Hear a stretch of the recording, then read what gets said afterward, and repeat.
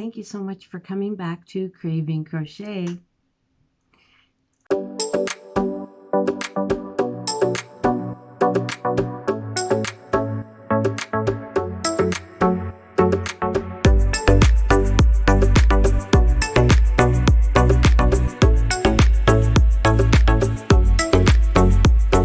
Hi everyone, and happy Wednesday.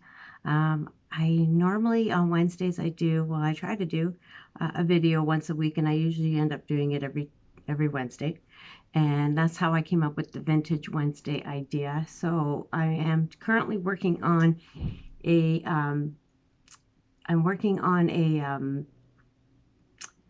vintage pattern, which is a lounge dress, and I haven't had any progress since my last update, so that's why I'm not coming in to show it, because I haven't done anything. I've been extremely busy, a lot of things happening. So I want to put together a tutorial. I just haven't had time. So I thought, what can I come in and talk about today? So I thought I would talk about a little bit of how I started crocheting. You know, I'm a grandma, so I started crocheting when I was first pregnant with my first child, because I wanted to make something. And my mom was a very crafty woman. She used to crochet, she used to knit, she used to embroider, she used to sew, she did all kinds of stuff. And she tried to instill some of those things in me. A little bit of sewing, not too much. A little bit of embroidering, I tried that. But I really loved the yarn crafts. So I got into crocheting, like I said, when I was pregnant with my first baby, and I just made her a huge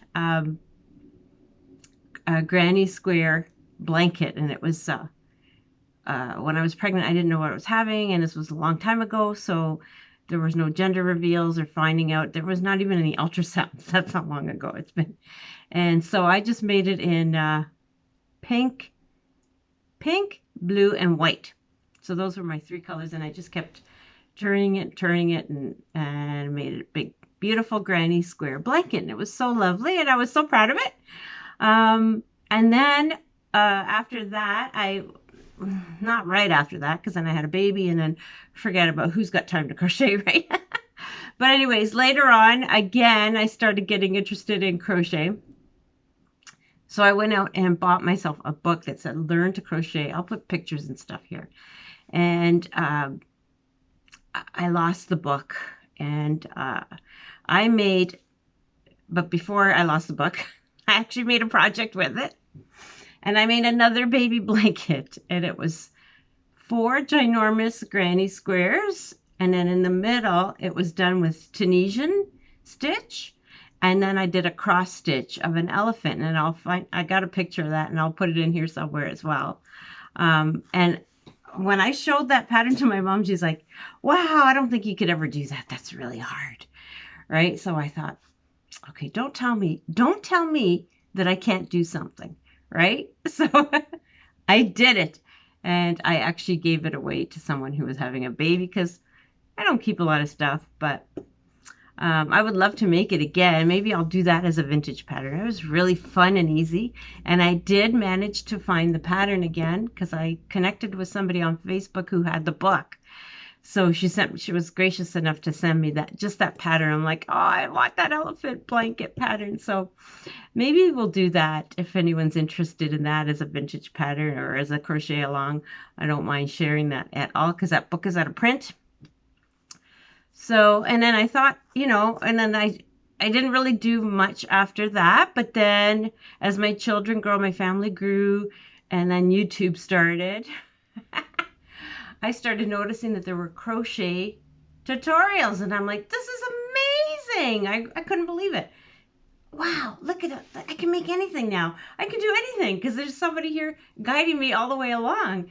And so my first project from YouTube was this not hexagon. It's just it's a granny square cardigan. Let me stand up and see if I can show you. It was by Nadia of, I don't know if you can see it, but it's just a giant granny square. I love this sweater. It's beautiful. What's her name? Yarn Utopia Nadia. I can leave you the link to this. It's really easy, and I actually made it for my daughter for her birthday. And my daughter's like just 5'2" or something like that, right? And it's huge. It was huge on her. So I'm like, I'll keep it. And the yarn I used was it was just a medium 4-weight yarn. I can't even remember now because I didn't know much about yarn when I started. But it's very soft, and it's like you're just wearing a blanket, but at the same time it's got sleeves. So it's beautiful. I really like it, and every time I wear it I get lots of compliments. People are like, where did you get that? Did you make that? And so I say, yes, I made it. And then as time went on, I made lots of things here and there, and then I decided to start a YouTube channel. I thought, okay, let me start a YouTube channel, but I gotta start making tutorials too, so people can, learn to crochet and crochet along, because sometimes reading a pattern can be very, very confusing, and I know a lot of people struggle with that. Anyways, and then I came up with the hexagon cardigan, which I made 2. Well, this is like the springy one. It's really nice. This was a cotton. And I actually made the peekaboo shoulders on it, which I think I'm going to sew them up because they're not sitting right. They kind of go back, front. I just figured I'm going to sew them. I still have some of that yarn. That's actually a yarn that my sister-in-law gifted me. And it's from Italy. It's a beautiful cotton yarn. And so I wear that in the summer, and it's lovely, and I get lots of compliments. And then I have this one that I made, the exact same one. It's a hexagon, Lacey hexagon cardigan. 2 Lacey hexagon cardigans to make 2 Lacey hexagons put together to get a cardigan. And so I made this one, and this one is with the homespun. I actually made 3 of these, and I love this. It's so soft. It feels wonderful when you're wearing it. And let me try it on for you. I'll probably put some pictures in here as well. But I really like the way this one turned out because it's, let me show you.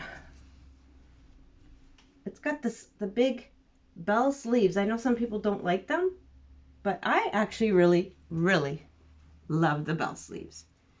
And this is another really simple project that you can do. It's just 2 hexagons. Like I said, hexagon is 6. It's got 6 sides. And then you fold them together, and then you just sew half the sleeve, and the back. And it's simple, and it's lovely. And I get so many compliments on this one when I wear it. It's like, wow, that's a nice sweater. Where did you get it? And I'm like, I made it. So I just thought I'd come in here and talk about a few things that I made. This is on my channel, this tutorial. And I actually have another one, which I did as well. Let me go grab it. I'll be right back. Okay, I'm back. I thought I had it in my room, but I have been wearing it once in a while. It's like it gets cold, then it gets hot, then it gets cold, then it gets hot. It's like, make up your mind. So I also made this cardigan. Let me show you. Sorry, I'm out of breath. Where's the top here? I did it. I put this fur yarn along the top. And this one was really easy to make as well. These are like really, this one and the Nadia one, which I'm sitting on. They're pretty, these are pretty beginner friendly, I'd say. Because it's like making a blanket, and then you just flip it a certain way and sew it. So this one is done with an was it Angora? I think it was an Angora yarn. I believe. I have to check my records. But I do have a tutorial on this.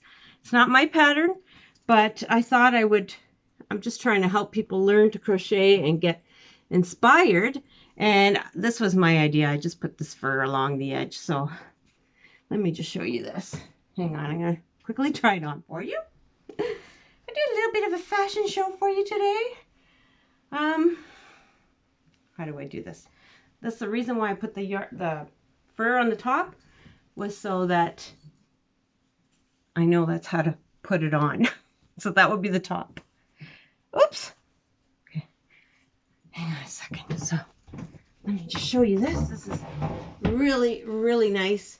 It's perfect for those days when it's like, and I have a little pin here, right? So I just pin it. You can put a button. But this is perfect for those days when it's just a little bit cold.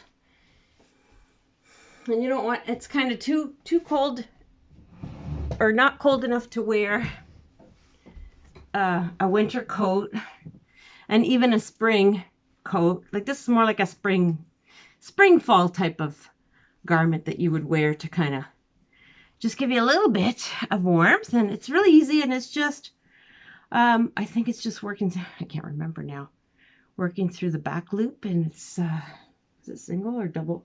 I can't even remember, but it does have ridges. I'll leave a link for it below if you want to follow it. And the pattern is, I don't know if it's still available online, but I did find it free on Red Heart or one of those sites. I can't remember. It's called the Susan Shrug. It's not my pattern, but it's really easy. Again, it's like making a blanket, and then you just fold it a certain way and you sew a couple of little seams for your sleeves. So I thought I would just come in and show you some of the things that I've done and how I got into crocheting. And I'd be interested in hearing how you got into crocheting. Some people actually start crocheting. Oh, this is really warm. Whew! I think it's an Angora or alpaca. That's what it is, alpaca. It's really, really warm. So it's perfect for those days when, like I said, like kind of in between seasons where you still need a little something, but not too much something. And it's good for driving because I drive a lot. So it's not too long, and it's not bulky, and you know what I mean. But anyways, and also, so yeah, so I'd be interested in hearing how you all got into crocheting or crafts, and what other crafts you do, and if there's any tutorials you want me to come up with. I might be coming up with another top. It's just hard because I work full time and I have this channel, so I try to keep myself active in this channel as well. So yeah, so that's it. So let me know how you got into crocheting. If you want the tutorial for this, it's on that top, that cardigan. It's on, I'll leave all the links below. I have two, I'll leave all three actually. The Yarn Utopia one, the Lacey Hexagon, and the Susan Shrug. I'll leave all three links below. So if you're interested in trying something, if you have a lot of extra yarn or you just don't know what to do, you know, if you don't want to, this one here is a little bit more complicated. It's not complicated, the hexagon one, because you're doing a hexagon and then you've got to fold it a certain way. It's not difficult. It's just a little bit more advanced, where I think the Susan Shrug and the other Granny Square one, that Yarn Utopia, does a very, very easy, beginner-friendly projects. So just wanted to come in here and touch base with you all. Hope you're all having a good week and have a wonderful rest of your week. If you like this video, please give me a thumbs up. If you're new to my channel and you like crochet content and you think you like this content, I would love it if you would join my channel, Craving Crochet. It's free. Just hit the subscribe button. Thank you all for watching, and we'll be back again.